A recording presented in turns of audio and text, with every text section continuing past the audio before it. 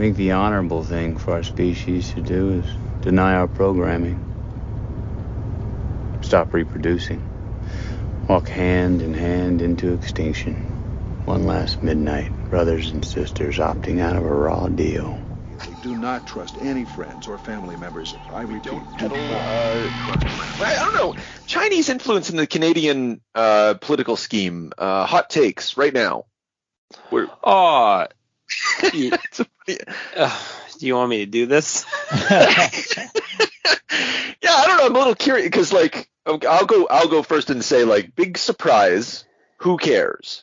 That's exactly yeah, I mean, they money launder here and spy on us and are generally xenophobic, and it's just not a great thing, that we have going with them. But there's some trade deals and so on, I guess, that work in certain circumstances. But that's about it.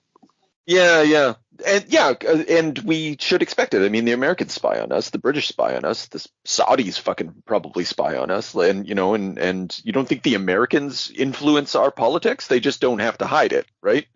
We have trade deals where they can pull levers and make things happen, which sounds conspiratorial, and that's not what I intend. It is politics, and yeah, I don't know. For people to be fussy about this is telling of who is fussy about it and why they're being fussy about it. Although I don't like these stories about the Chinese government setting up basically police stations in cities. Yeah. Oh yeah, they busted up a few of those already. Yeah. And I like they hard deny it. Nah, it wasn't us. Yeah. Hey, what? No, we busted you. We busted it up. We went there, we found your bogus bullshit fucking goofball cops harassing Canadian citizens and enforcing weird. What are they enforcing? Are they making sure that they're spying on us? What are you doing? Yeah, I'll take that back. It's not police stations. It's it is more like what you described. Let's call it harassment stations. It's it's like a mafia style. Yeah. Is it like a and I don't want to get sound like I sound like an old boomer now if I start talking about the triad or the tong. Oh boy, yeah. So yeah, let's avoid that for everybody's and turn over to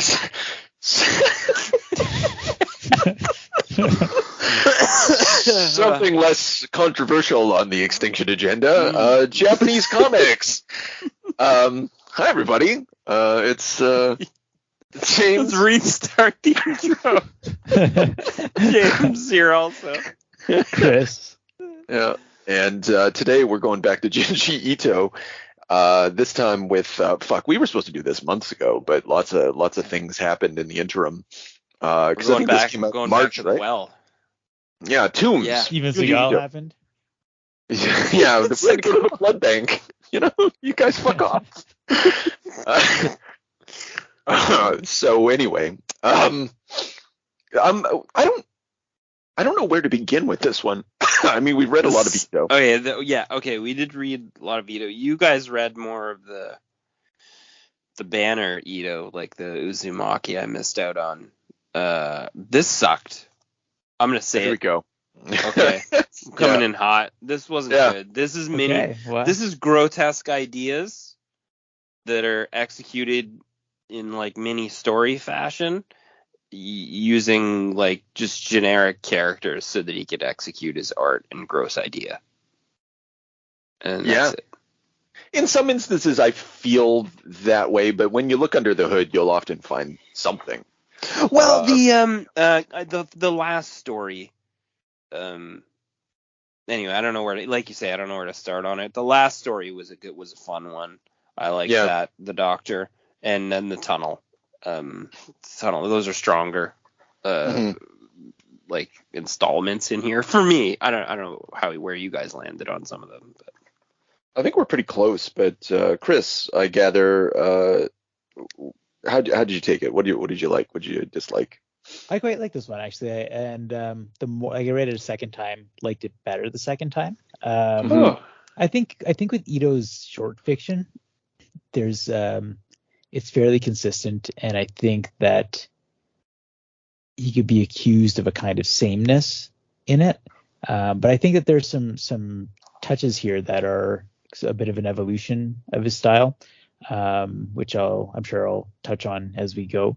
But overall, I think like the first couple stories not so good, but then the last half of it I thought was pretty strong. So I'm gonna let's put these things in time. The short stories collected here range from 1994 to 1997, and they're all generally published in Nemuki. I don't know if I'm pronouncing that correctly. Magazine, which was apparently a sister magazine to Halloween Monthly. It's a girls' horror comic. So it's, no big surprise. That's the sort of books that we get. But this is pre-Uzumaki, and the reason I'm bringing this up is because I don't know. I just there were some things in here that seem to be prefiguring what's coming, and I guess maybe that's what you mean by evolution. Well, no, I'm totally wrong then. I thought this was new material. So scratch that. I'm reading into things. Right. Yeah, he's just I don't know. There's threads though. I don't know. He says such a large body of work that I'm sure he throws out a whole bunch of threads, and there's all these branches that never grew, right? And then other things that absolutely did grow, like Slug Girl in this is Uzumaki. It just got left out. Right? Yeah, because it was 3 years too late or 4 years too late. Which one did you hate? Let's start with that. Or what was the least pleasurable one, or the one that Slug Girl? Slug Girl. It wasn't satisfying. It was what was the point of it? Other than this girl used to talk, and now she talks so much her face turned into a slug, and then she turned into a slug head. Then her head turned into a slug helmet, and the eyeballs still look at you. Oh man, I loved all that. So I think I just looked at it as a brief sketch, a nightmarish, a well done, just nightmarish vision. It doesn't have a point. It's just sort of it's like a terrible dream. Yeah, and it works on that front, but I guess within the collection, it just feels like a sketch rather than yeah.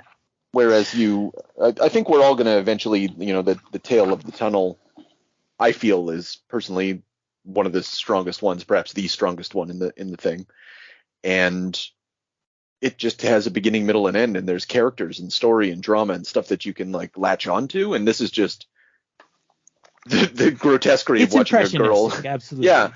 Absolutely. Yeah. Anyway. I think Wash the Store is fantastic, actually. I want to talk about that one in depth. Which one's that? Right. The whale the fish one. Yeah. Oh yeah, that was fairly unique. I didn't give it a shit about whatsoever, and I thought had the most unfortunate title of any story is Floaters.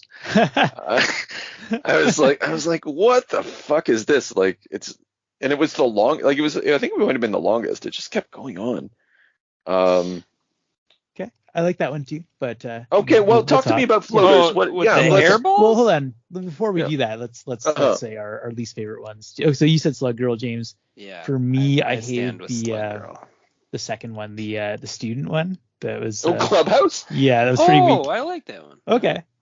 Oh, I did find myself thinking a little, but again, it's one of those sketch things. It feels like an intellectual exercise or an attempt to dramatize a conflict between student groups. I don't know, you're like, what? Why? But yeah, it felt like something, Okay. Maybe if there's more cultural background, maybe it would be easier to grasp something there. Yeah. But it just kind of came off as really goofy. The ending was pretty silly. Yeah. Very. I no more silly than Slug Girl though. I think with her head trapped between the two places and they're pulling her apart. Yeah, the two student groups are fighting over because she's. Oh, it starts with that concept of the girls, they're in perfect harmony. I'm like, and that's a real thing. Middle school, especially girls in grade school, often if there are three of them, two are on one side and one's sort of like the object of loathing, or just sort of like, they're always talking about her. I have a 13-year-old daughter. I see this quite a bit. And it's sort of like that. From that premise, because they go into this haunted house, two of them start fighting, and they're like, one's on the side of one of these ghosts that are like Japanese radical students, who like they occupied a house, and some went to the top floor, some went to the bottom, and then they ended up killing each other because of their conflicting political viewpoints. So at the end, because she doesn't choose sides, or because both girls want her to support them, she's like trapped between, she's stuck through a door, and like both sides are like pulling her like a tug of war. Yeah. I think that's such a rich, like, given the dynamics that you described, and that's what I had in mind when I was reading it. I was like, God, little girls are so fucking shitty to each other. And this is like Proust, I don't remember. Is it Proust who said like history is the nightmare I can't wake up from, or is that Joyce? I'm not sure, actually. Who gives a shit? Someone said it. It's a great term. Said it. Yeah, and this is it. This is the illustration of that, but it takes the mundane of girls fighting amongst each other and illustrates that basic, the essentials of the human condition for girls. And I liked it. I was kind of tickled by it, but at the same time I can totally see how it is a very, very bad story that has a really abrupt ending. It's true, yeah. Some of the endings had a real and I get it. If it's a girls' magazine, it makes a lot more sense to me too. But they're cheesy, they're hokey. These aren't. A lot of these stories are like sort of shock and awe, like sort of like moment, but like nothing's really like. I honestly felt like they were a little muted, like in terms of violence and stuff. They weren't that bad. Well, let's go to Window Next Door then, because I think it's another example of like a really abrupt ending where you find yourself like, what the fuck? Like, yeah. And the house started to mutate, and you're like, but it's still kind of like creepy. Like I read it with Matthew over breakfast, we were eating grilled cheese. And what voice did you use for the little lady? Oh, for the lady, let's see. A performance. Young man.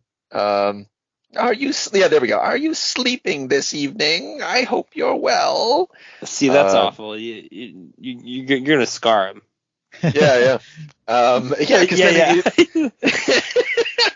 How are you tonight? Yeah, you're just like, Jesus Christ. Like, it is such a stupid, but the dripping lips. Yeah, I remember being a kid. One of my earliest nightmares that I can remember, and I can go to hell for the sort of person who brings up my earliest nightmare, but it was of a witch coming through like the ceiling, just opening up this panel and looking down and talking to me. And there's something primal about this for me, even though it looks fucking ridiculous and it's a really stupid premise. And it is, it's about a boy's fear of adult women's sexuality. Kind of. That frightens everyone.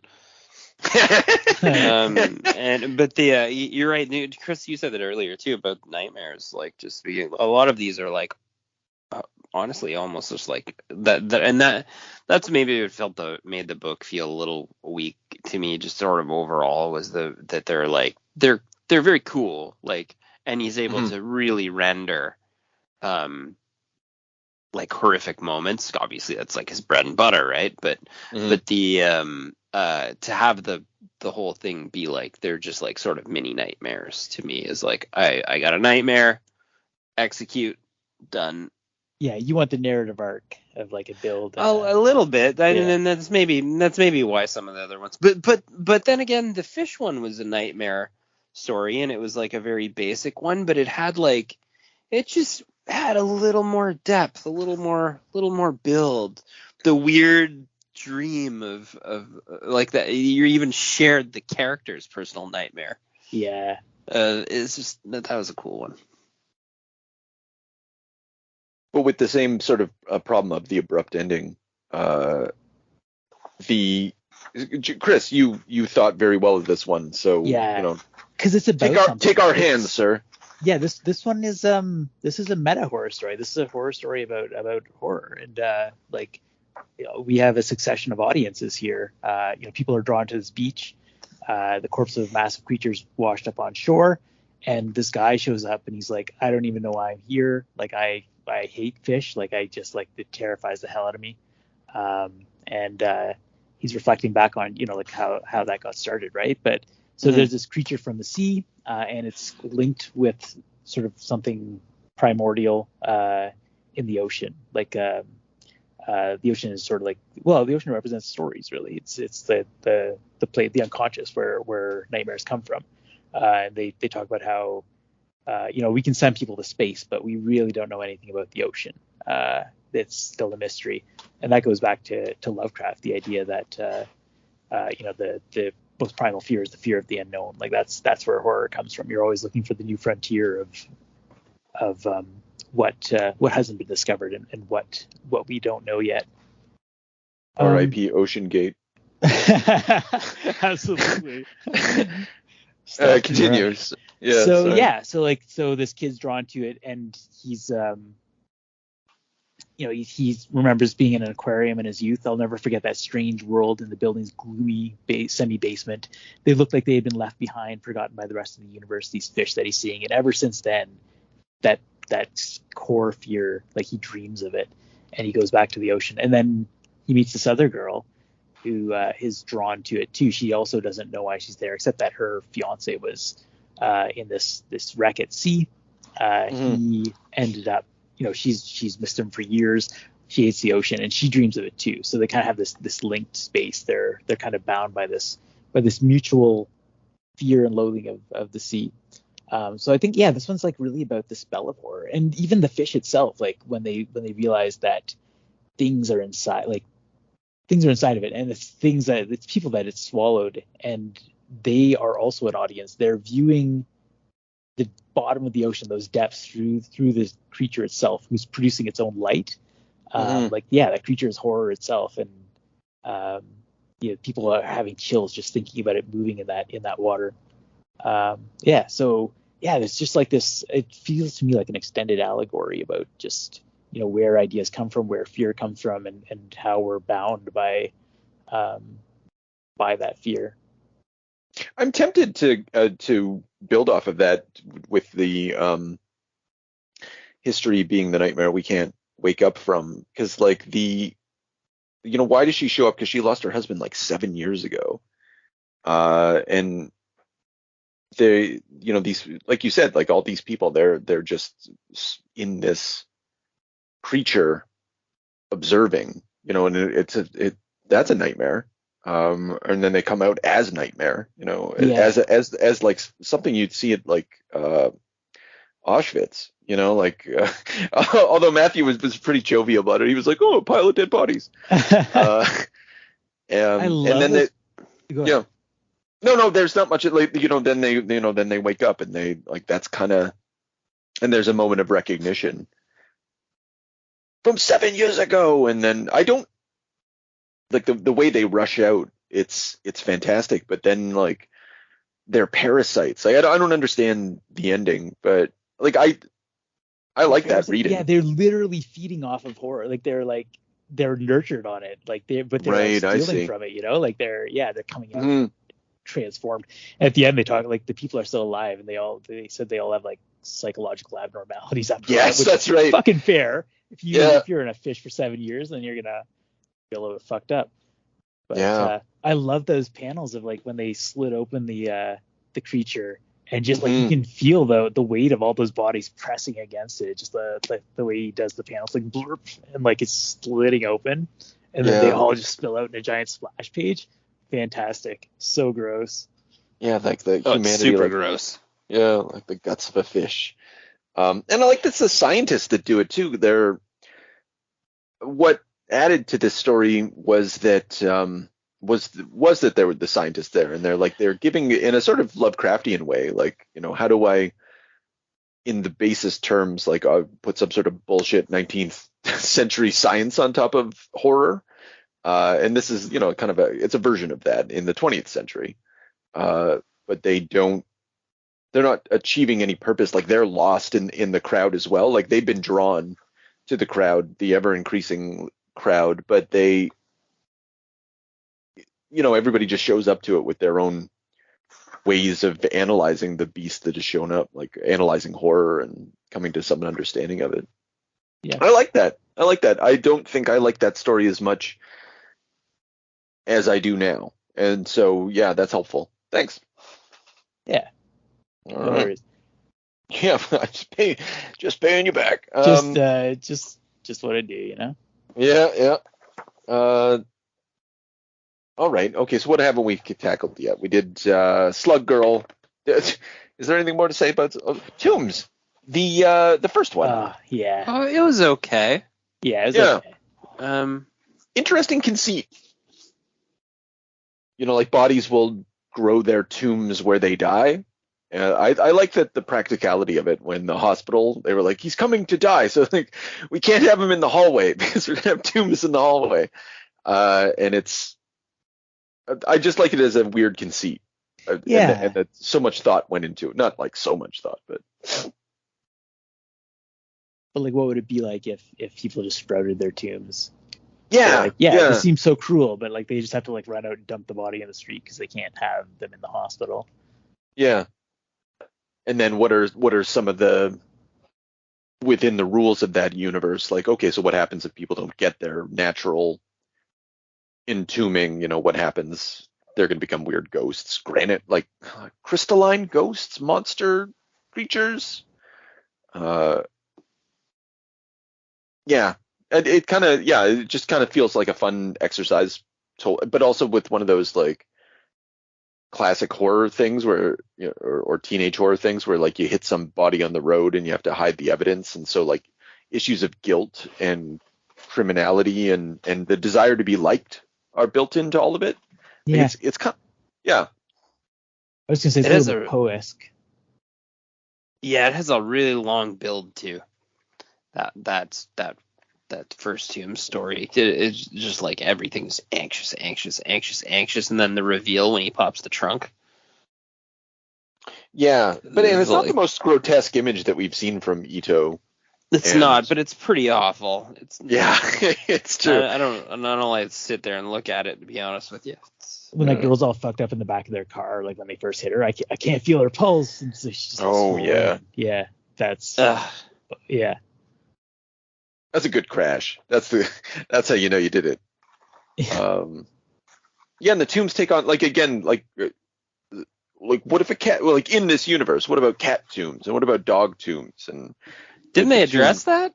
No, they did. Yeah, that's what I'm saying. Like it's just like it's like he got high or something, and he's just like fucking around with an idea.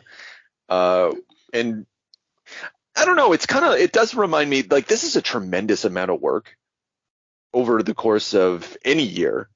But I gather that this is like he would do this monthly.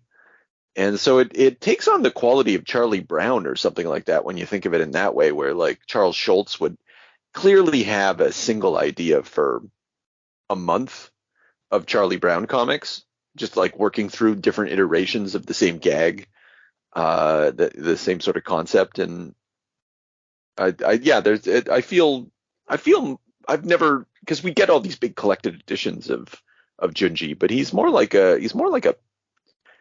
Sunday morning cartoonist. We ought to put him in that box rather than the box. Like, I don't know what box we like. We tend to, I feel that we put him in like the short story category when he should just be like the strip artist category. Well, he's both. I mean, yeah, it's hard to pin him down, but he definitely like fires off, these sorts of the short story. And I think that's natural for horror too, though. I think it's easier there's something about the short format just condenses fear. You don't have to have a whole lot of build up or dilution of what the effect you're trying to achieve. So I think a lot of horror authors tend to like that. Yeah.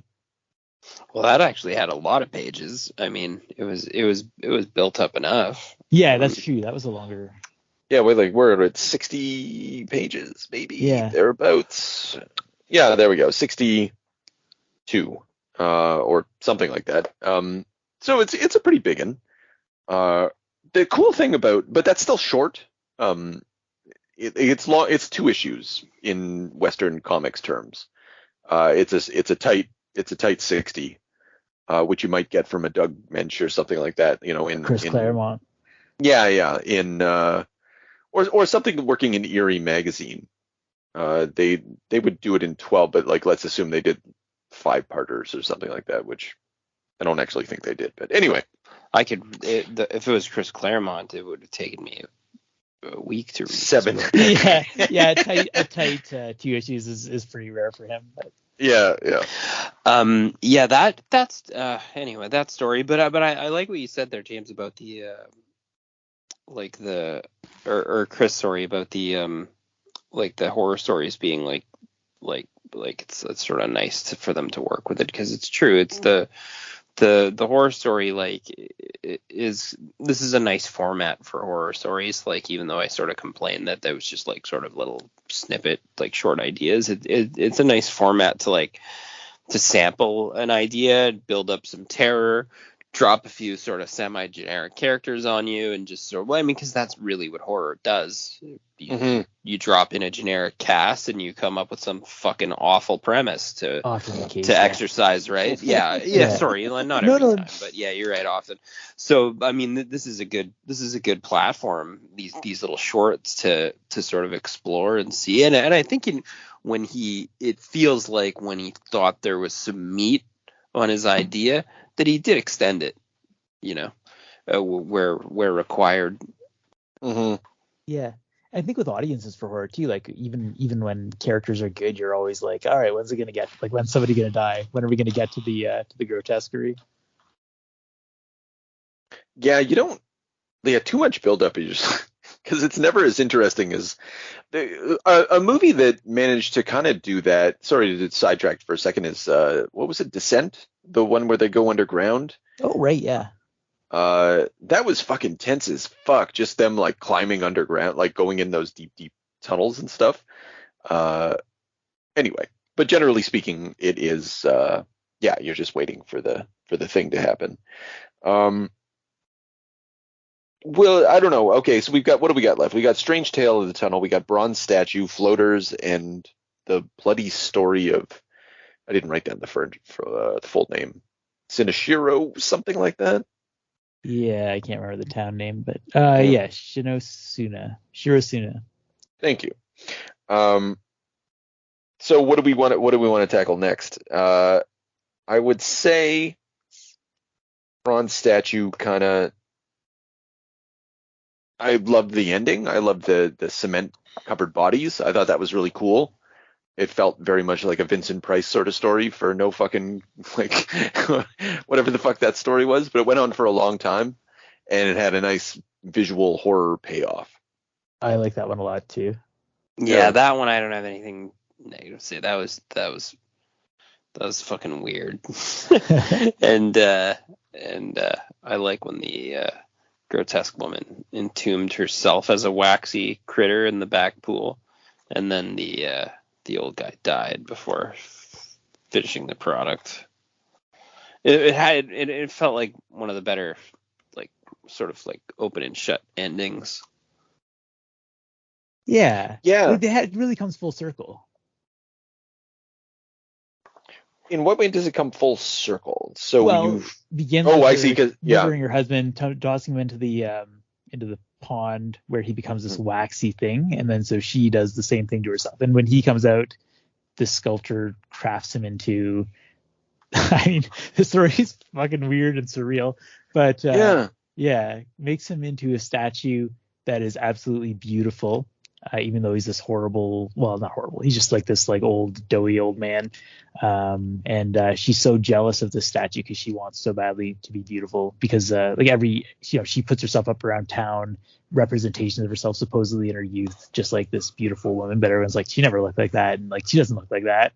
And she's so maddened by the fact that she doesn't, that she's desperate to do it, so she drowns herself in the pond so that he can make a beautiful statue of her as well. Also because the statues talk.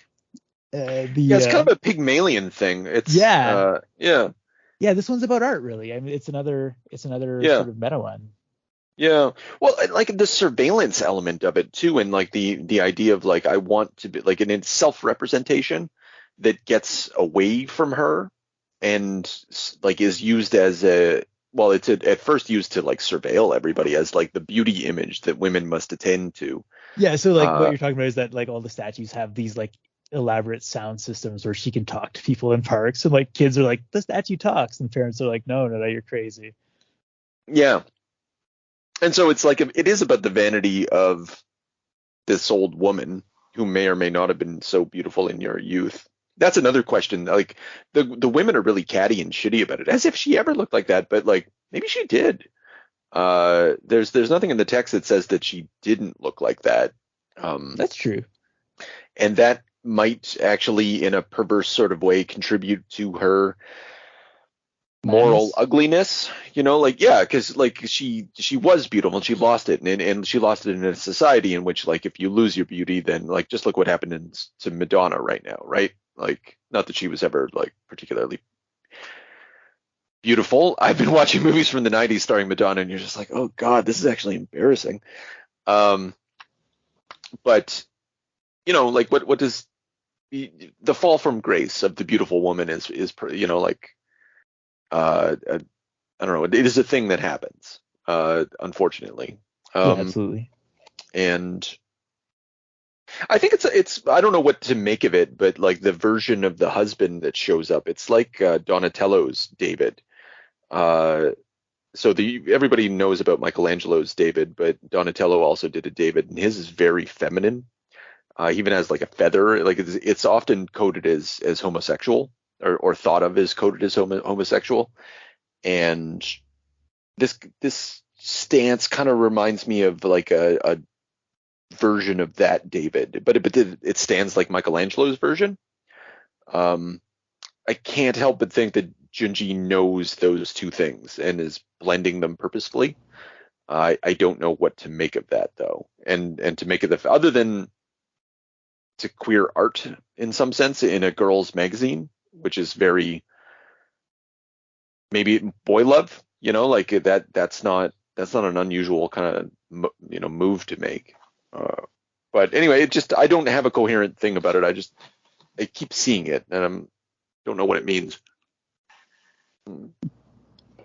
Yeah, that's quite possible. I mean, definitely that's from what was from the 70s on. Like that's a thing that appeals to the audience. Mm-hmm. Yeah. Yeah. Anyway, so they make out. Yeah, they do. The statues make out. Absolutely. Yeah. I like how they're just trashing her too. Like the what do they say? Get out of here, you old bat. Like really, really a blow to the ego. Yeah. Tells her husband, yeah, we'd like to be alone. You're in the way. Get out.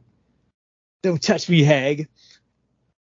Well, yeah, I'm sorry. Yeah, because he was like, I guess she murdered him. Am I wrong? No. She murdered him right at the start. Yeah. Yeah. So he's taking like some sort of like Pornhub revenge on her with like, I'm going to take this younger, more attractive version of you, and bang her in front of you in a tasteful sort of way. I know there was such a weird and there's like a weird I don't know unscience to it. So why did that young statue come to life? Yeah, I think that's what's kind of, and I know it's I got other than the Pygmalion concept of like you make art to such an extent that it does come to life. Still though, there's something missing in this brew. Like it's all symbol. It's all kind of pointing towards some things, but like as a story, it doesn't fully cohere because the rules aren't established for those statues to come to life. I don't think. I think he plays with it a bit where, like this, I think the sculptor, who's also insane, says that she must be talking to herself. Like she, like it does seem to be that like it might be a manifestation of her madness. Although when he crafts her statue, he starts hearing her talking. Oh, I'm beautiful now. Hurry up. I'm going to be, let's get this process over with. He's like, oh no, I guess I'm hearing things now too. So it does seem that there's a supernatural element that's tipped off. Yeah.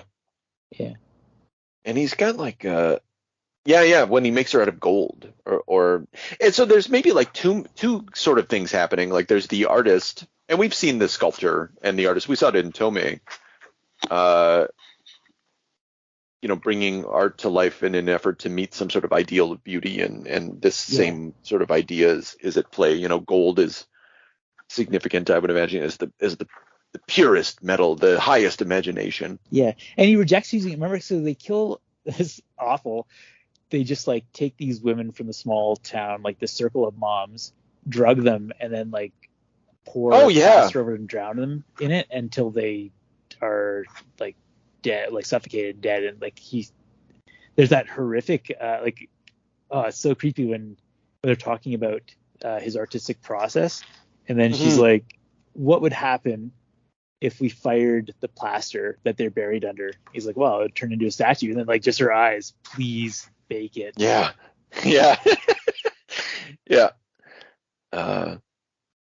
There's some pervy shit going on there at that time. Yeah, and shit. Then, like, then he makes the concrete, the reveal of the concrete. Yeah. Mold.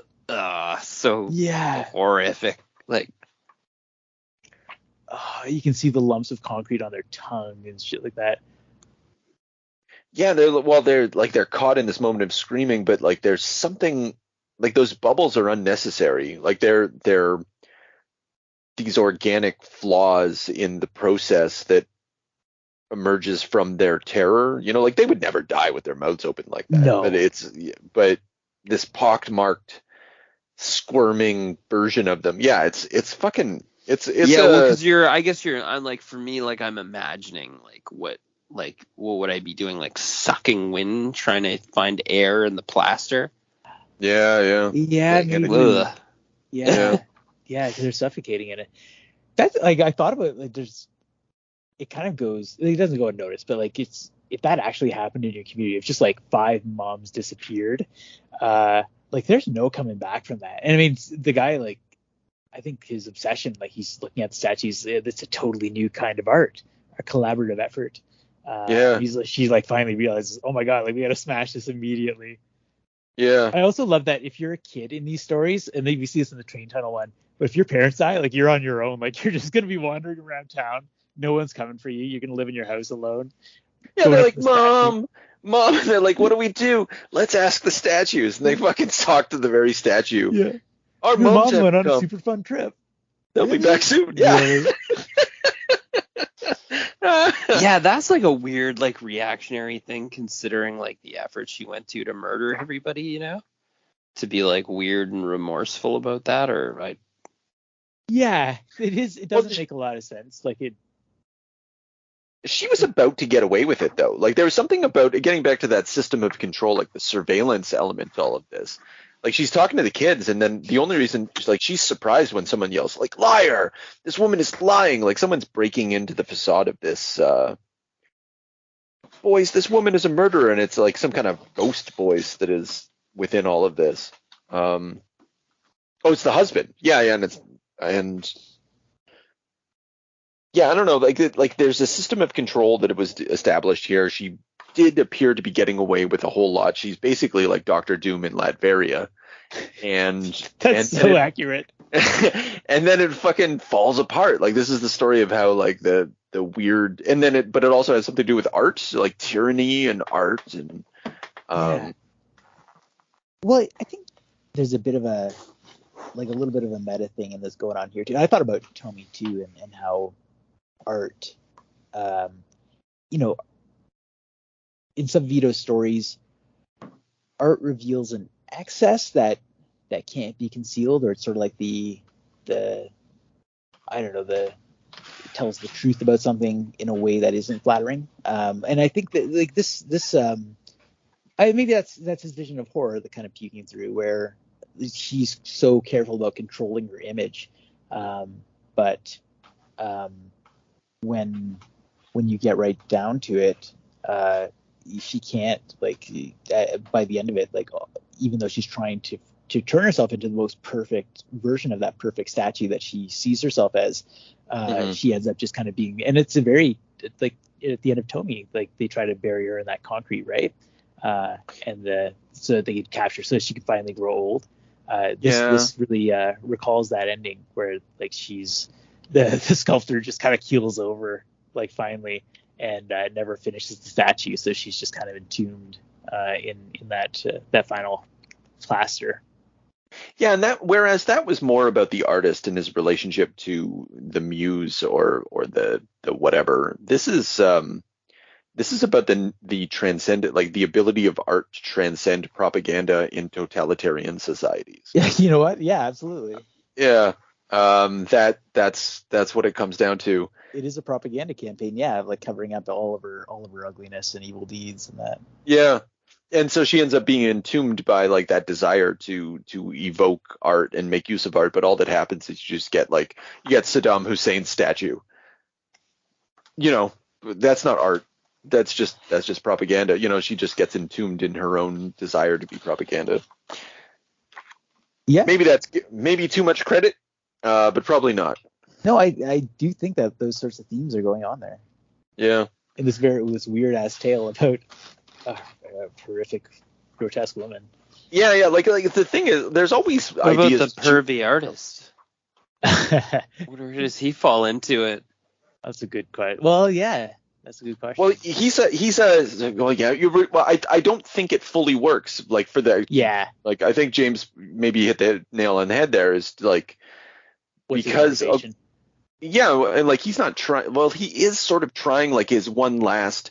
It's like the totalitarian propagandists' one last effort to.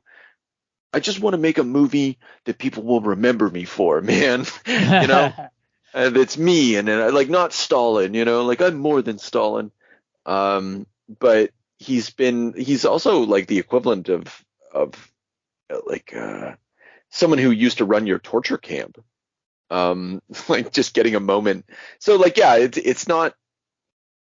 It doesn't fully work, you know, like it's an idea in search of a story, and it certainly finds a story, but it's not that perfect blend. It's not that 50-50.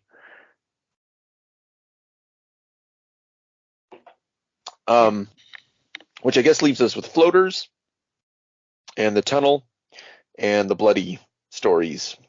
Floaters the worst. Okay, so we're gonna have to tell me about Floaters before we, guys. Yeah, I'm gonna. I don't. Well, I don't think it's the worst. I didn't like it. I was listening to a guy do a review. He latched onto the idea that it was kind of about the internet, but that doesn't make sense because it was 1994 or 1997. Yeah. But it kind of was. I was like, okay, you kind of have a point. Like it's kind of, you know, people's thoughts are captured and sent out into the ether, but it's not like the thoughts that they want let out, which is with the internet. Like that's what the internet is about. It's about representing what you want out there. This story is about the things you want to hide being. So it's more like about gossip in the community or something. It's really about repression and denial of darker impulses. Like it's the shadow externalized. Okay, go on. Okay, well, so I guess we should set it up a little bit. So this kid, Masao, these two teens see him out at night, and he's like running around the butterfly net, and there are these like black puff balls that are floating. He's like, basically like, we got to catch them. Like, don't worry about it. Don't listen to what they say because they're lying, and they're his innermost thoughts. So like, they're talking about how he loves this guy's girlfriend. So, what's her name? So Ryoshi is our protagonist. Yeah, Kyoko is the girlfriend, and Masao is the guy whose thoughts are escaping. So he's confessing his love for Kyoko, and the thoughts get progressively darker, like, and more of them come. There's some kid that follows him around. He's like, oh, I wish I could kill that kid. And this one kid at school, this total creep. This is sort of like the darkest Pokemon story in a way too, where they're like, he's gotta like catch him all. He just gets obsessed with like finding all of these thoughts, and it just happens throughout the town. Everybody starts putting out their thoughts, and like, so if you collect them, you can listen to like whatever they're saying, you know, like I wish I could kill this person, or I think one of them was like, I wish I had, give me boobs, whatever people are thinking about. So they all kind of get out. It all goes out of control, and eventually our creepy collector, his thoughts start getting out, and his mom takes him away like a kid who gets his iPad taken away, and he like bashes her in the skull with a frying pan, kills her. Yeah, he beats her to death. Yeah, that was awesome. That was horrific. And then his thoughts grow into this tree, like this giant tree that's like just booming his darkest. I killed my ma into the night. And yeah, that's basically the gist of it. Except at the end, and I think this is really important actually. So at the beginning of the story, Ryoji, is that what his name was? Okay, sorry. Anyway, our protagonist, he jokes like, "Don't you cheat on me, Kyoko?" Like as they see Masao in the thing, and then she kind of throughout the story, she's kind of realizing like, oh, like I did kind of like Masao. Like I'm with Ryoji, but his kind of mysterious nature drew me in, and I wish he didn't kill himself. I didn't realize I loved him. At the end, those thoughts, Masao's thoughts have become a tree as well, that Ryoji takes her to. So it's like, it's sort of this reversal. Like if everything buried has to come out, and it's toxic and hurting the community, and people are denying it, he brings her to see this tree, which he didn't have to do. And it's broadcasting the thought, I did love you. I'm sorry I lied to you, Kyoko. In truth, I did love you. So it's this sort of like unearthing of all these things that were unsaid, and kind of like, I thought that was kind of powerful actually. That it reminded me, there's a William Blake poem, The Poison Tree, and basically it's very short, but he talks about how he's he was angry with his friend, but he told his feelings, and like he wasn't angry anymore. But then like he talks about how he had this enemy and he just watered those fears and like nurtured them, and then he ends up killing the guy at the end of it. Yeah. So it very much reminded me of that sort of turn, by addressing these feelings. Sort of like, we don't know what happens. Like we don't know what their relationship does after. It doesn't seem hostile. It just sort of seems like they can move on or deal with it. Well, that sounds great, but this comic looks like shit. This comic, there's no visual accompaniment. There's nothing worthy of those thoughts. Like Tribbles? Yeah, there we go. Thank you. I was just literally going to say the trouble with Tribbles. I was going to say like what we got was the trouble with Tribbles. It is Tribbles. And like I'm not gonna doubt, after all this conversation, like hours of talking about Junji Ito at this point, like, that there's not a lot of thought behind it, but like for a horror comic to work, you're going to have to like show up with something visually interesting. And this is a fail. This is him just like, I wonder if I can make Tribbles scary. And I'm like, well, actually, no, you can't. It's not. I think that what I would say to that is, I don't think that this is a horror story. I think it's more of a surreal, like expressionistic story. It's a different mode. Mm-hmm. But fair enough. I think the image of our classroom creep holding all of them like a balloon is actually, I don't know. I don't like that look. He gets some creep out of it, but like, yeah. I don't know. Like I just, and either it works for you or it doesn't. Yeah, I will say this. Yeah. It's not really, I don't know if this is a defense or not, but I gave this to Maya. My daughter is 13. She read the whole volume in a day, and like this was a story that she was like, Dad, you got to read this one. I hadn't read it yet, but she was so psyched to tell me about this one. Interesting. Yeah. Well, yeah. Well, it is about thoughts getting out. Well, no, but that doesn't. That's the like. Sorry, and I'm not saying that you're accusing us or doing this, Chris, but I mean, like, that's the wisdom from the mouth of babes sort of argument. It's the opposite of the argument from authority. It's the argument from innocence, which maybe is appropriate for Blake. I'm glad she liked it, but I'm not convinced that this is one of the high marks for. That's all fair. Yeah. No, yeah, it doesn't give any sort of authority. Maybe it just shows that he knows his audience. I don't know. Yeah. Well, it is interesting to latch onto as a thing, and I think we as grown men, like I like to focus on the fact that these are children's horror magazines, but I don't think that we're really able to sell that properly. And it is interesting that like young girls are drawn to this. It is a fact. Yeah. It's about gossip. It's about relationships. It's about those sorts of dark secrets and shit like that. Yeah. Okay, so that leaves us with Strange Tale and then the bloody one with the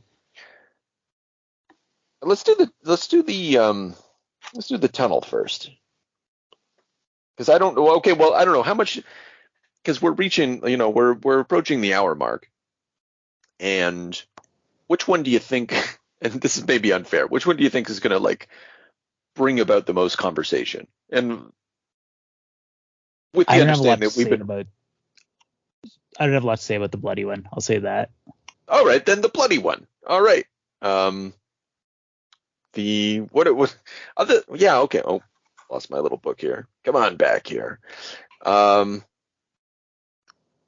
This is another one where it is an interesting conceit. It reminded me of Doc Hollywood. You ever see Doc Hollywood with Richard Gere?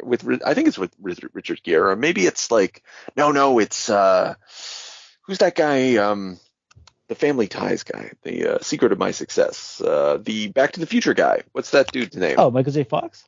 Michael J. Fox. It stars Michael J. Fox as a city doctor brought into a small town, and he tries to figure out the rhythms of the small town.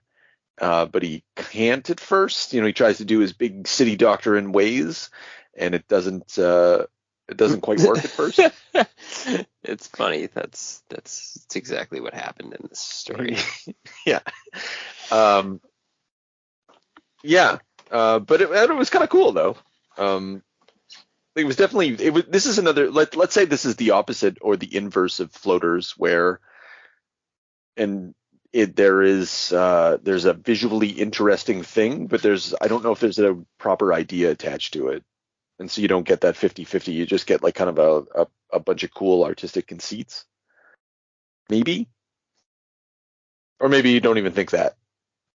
I do. I think that. I mean, I think I don't know, because the rendering of the village is more complete in this one than some of his other locations. The wells and the fallen trees and like I don't know. I was with this guy along for the ride, Mm-hmm. And then the one girl kind of that was watching him sort of like is able to like turn back pretty, but whether or not that's sort of like to woo people into the Children of the Corn or whatever, I don't know. I thought it was interesting that like everybody, like, she likes being so, and it gets back to the beauty expectations. Like, I like being this thin. I don't like when I look the way I look, but like she looks she looks really hot. And when she's not completely emaciated, there's something about the stupidity of the doctor in this. Like, what the fuck is he doing? Clinic day one, when I saw all the creatures bleeding all over, I'd be like, well, I gotta go. Yeah. Well, back you guys to the city, and I'll keep you guys posted. And I'm not drinking that fucking well water. Well, no, actually, the well water would have been it for me. Well, the moment they said, I'm not sometimes it's yeah, I'd be like, yeah, that's cool. I'll drink Coca-Cola. Listen, I'm not drinking that. And also, after the clinic, I'd be like, I would have been fucking gone. This place has a plague. A plague. Yeah. But he is, for the purposes of the story, unable to recognize it, so it becomes psychological for that reason. Yeah, the Tombs has the same sort of like narrative problem where it's like I'm gonna roll into a town where people die and their corpses turn into these horrific little obelisks, and I'm just gonna like hang here with some fucking people. No. Yeah. Well, at least in Tombs they had no, like, it was done before it even began, because they hit the girl coming into the town, and they had to, like, they didn't know the rules until she was already dead. And the guy wanted to get laid. So yeah, well, they wanted to leave too, but then there was just these tombs sprung up around them. Like, it wasn't their car trapped or something like that? Yeah, it was trapped. The villagers have to help. They knock one over, and they like have to lift the wheel, basically.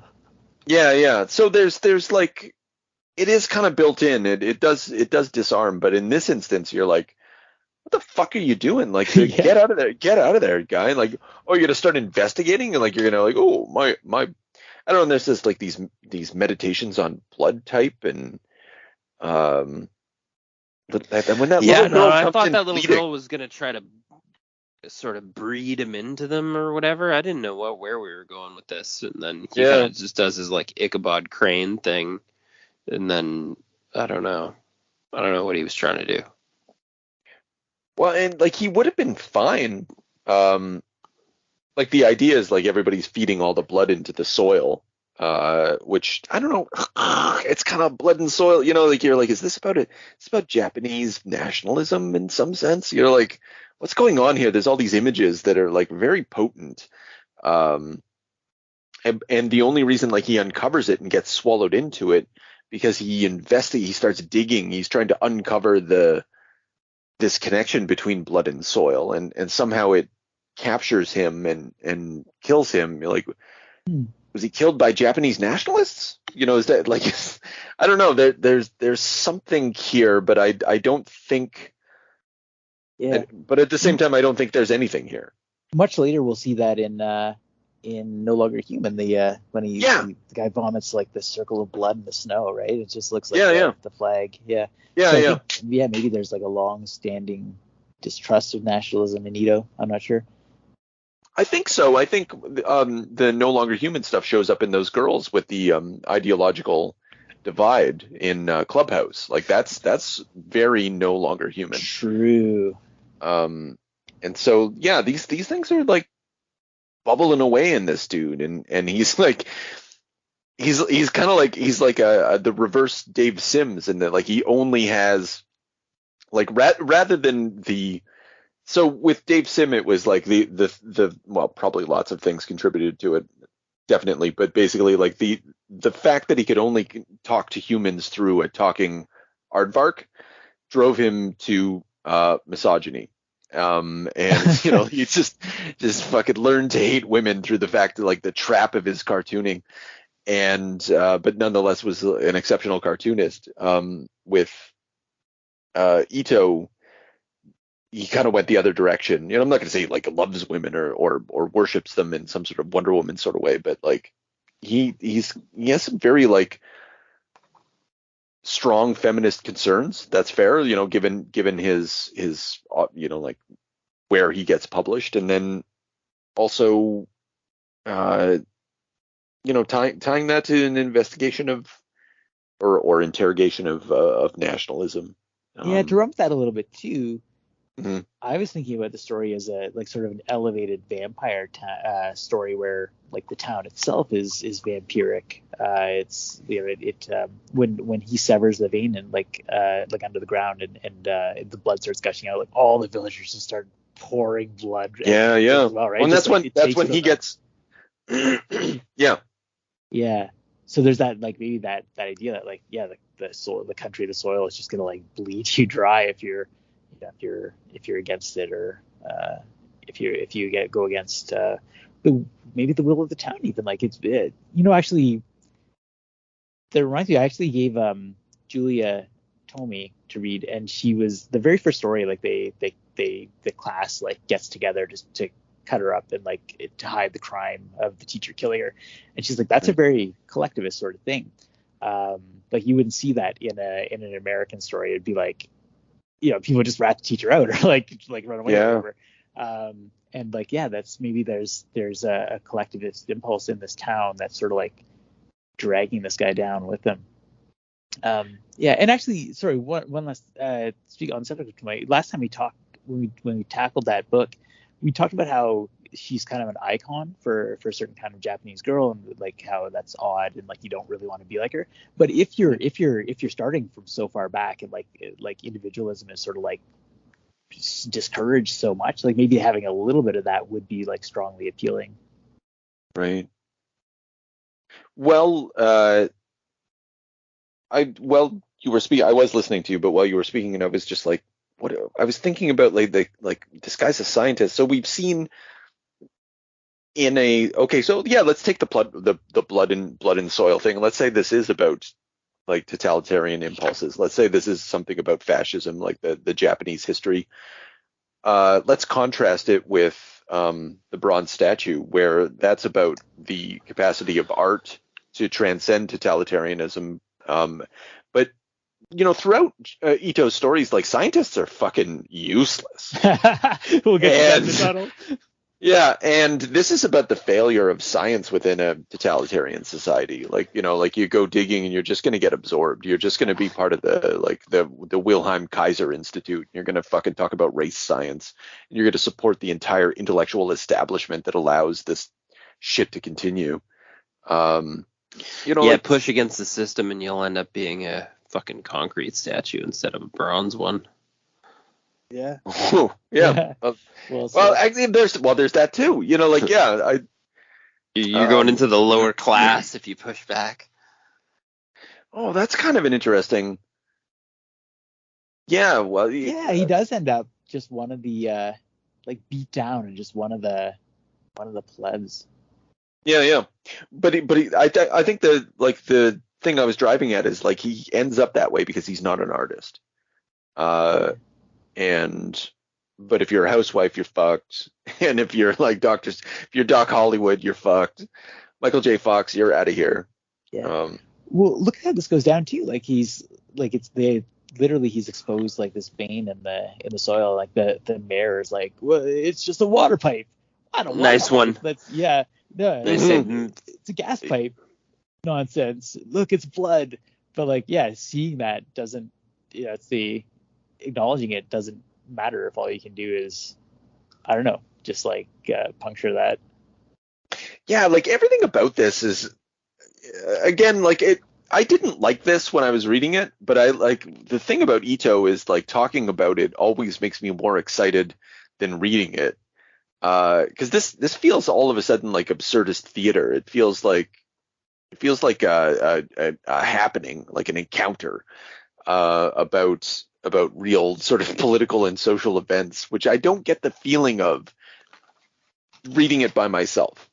And like I'm not that doesn't mean that shit ain't there, but I think Tombs in general kind of left me feeling that way. Like it is so many great ideas and so many interesting visuals, and it's all these sketches and things trying out and building up to this and that and operating in horror mode, like in its natural mode, like in the weird tale sort of mode. Like it's not failing at its job, it's doing its job. But I don't unlike in things like No Longer Human, like the vessel isn't there to carry it all through. It's just like all these ideas sort of scattered out. But anyway, Tunnel. Finally bringing us to the tunnel, the strange tale of the tunnel. What's the full title for this thing? Yeah, I think that's it, isn't it? Man. I'm almost at it. The strange tale of the tunnel. Oh, there we go. All right, fantastic. Looks very much like Kazuo Umez. That title page. A lot of So this what I liked about this one is that it had an opening framing device that you forget about through the story, and then you're like, oh yeah, the framing device, and then like you're like, it's there, and then it comes to some sort of ending. And I know like you don't actually get that very simple high level storytelling mode for any of the others. I'm willing to be proven wrong, but I don't think so. Probably not. And so, like, in a simple sort of like storytellingness level, it's storyness. I'll give it 10 out of 10. It's got the proper form. It's a very classic sort of feeling thing. Yeah. Yeah. And truer to Lovecraft, I think, in that there is horror mixed with science, weird scenario, unexplained. Not just Lovecraft, but given the close connection between the two, I often think about it. Yeah, I don't know. James, what do you like about the tunnel? Well, I mean, they give you that little Goonies opening with the little mischievous kids, but the one kid's got the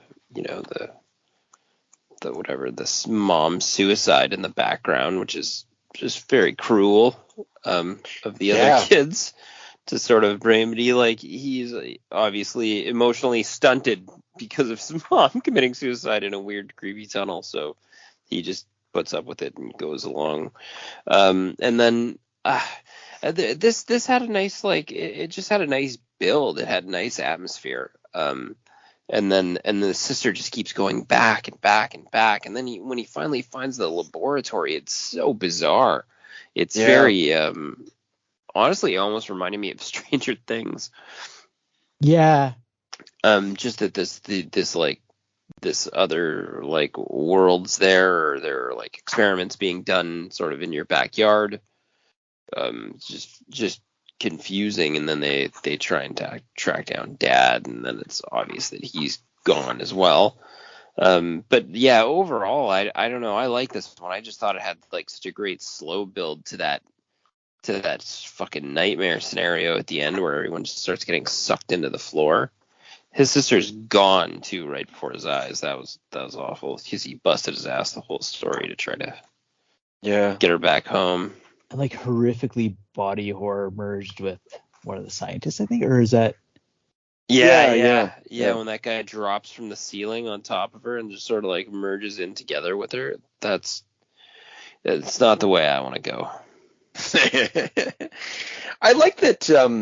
So I don't. Yeah, well, I think that in Sudbury, in the mine shafts, they deep down below, one of the things that they studied neutrinos, because, like, the cosmic rays, neutrinos, that they will hit the Earth, but they slow down going through the thick nickel mines, and so they can actually be sort of tracked and studied in a way that you wouldn't normally be able to. And so I like this idea as, like, a simple science idea. Of course they'd have a cosmic ray laboratory.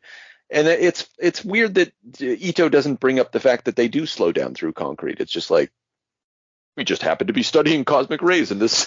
Well, it's funny too. You're also describing another one of the, like, Ito tropes that you guys had talked about before, is that all the scientists are fucking useless.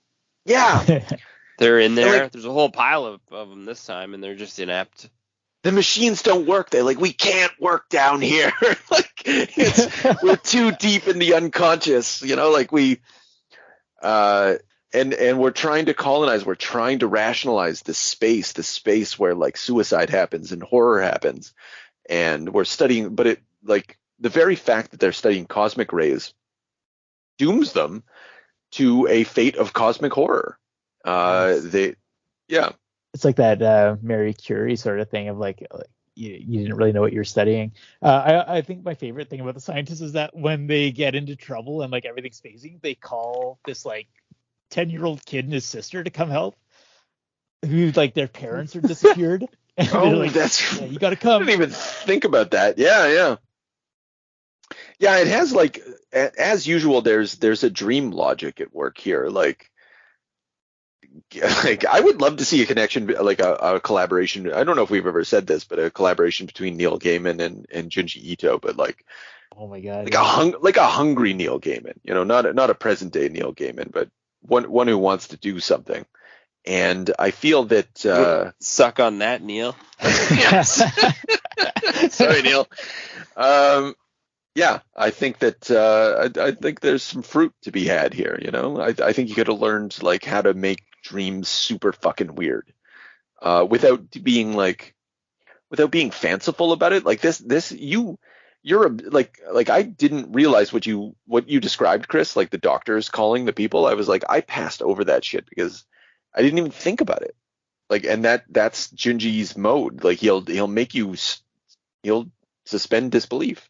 Yeah. And yeah, that's funny. That's this big fucking hole that I missed in there. But I like the end too. 20 years later, because you're this is a story that actually goes full circle from that little yeah, narrative moment at the beginning right to the end, and then when he goes back to see the tunnel, he can see them all the faces. So because he's been for whatever reason effectively traumatized now by this tunnel. mm-hmm. You mentioned Stranger Things. I thought of that's great. I think I also thought of It, the sort of like that return to the town to confront the past and like going into the sewers and stuff like that. But and I think you hit the nail on the head with like this is really a story about traumatic repetition and just it's a fact that if your parent commits suicide, then you are far more likely to do the same. Like that's kind of what's going on in the story. The mother dies there, and like the daughter doesn't even realize why she's going, but she just kind of wakes up and keeps going into the tunnel, and this kid's trying to save her, but like everything in this town is being pulled towards it. And Yeah, that's history, true. And I didn't even take that from the psychological point from the sister. and it's another history, the nightmare you can't wake up from, kind of thing. I don't know when they make these collections. I don't know, like, maybe this is a moment where like knowing more about the editor would be helpful. Like, because I couldn't, because like I said, these are from one magazine. They're from 1994 to 1997.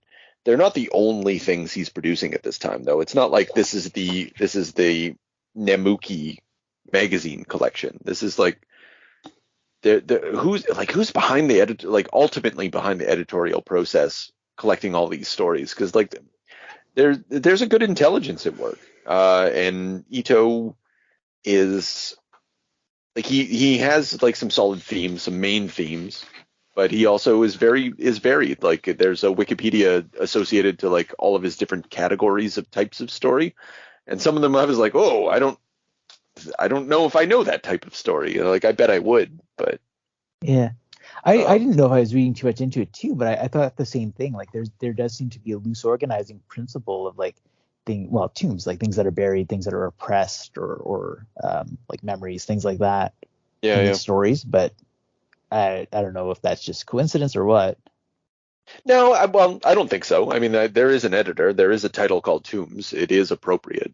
And yeah, and it makes me want to look at like, because there's Love Sickness. There's, I don't know. I guess the Frankenstein one is just like the Frankenstein one. I don't. Yeah. It's gonna. Anyway. Yeah. This one I like. I love that this is a 50-50 one for me, in that the story perfectly matches the horror that's like the images that are being produced and the ideas that it wants to talk about. It's a nice little encapsulation. It's when the horror short story does it extremely well, and produces some really like, there's some grisly images in here, but also stupid. But you could see these in horror movies, like when the bodies are in the ceiling and they're like whooshing towards them, and they're literally like zoom, and you're like, that's like I would love to see that in a movie, but also not, because it would just look stupid.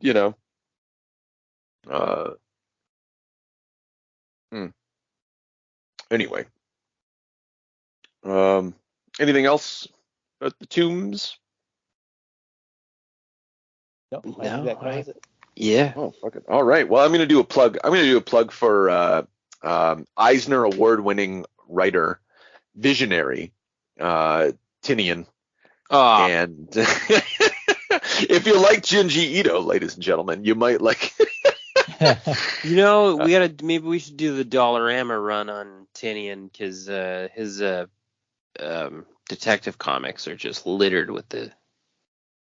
They're just all over the Dollarama. They're pretty all right.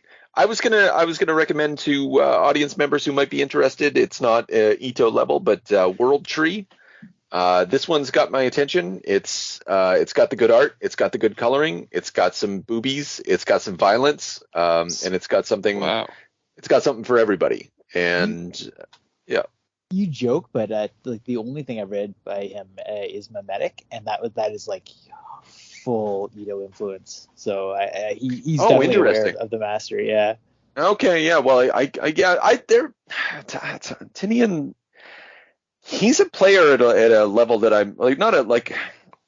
He's a craftsman. He's a hack. He's a hack at a good level.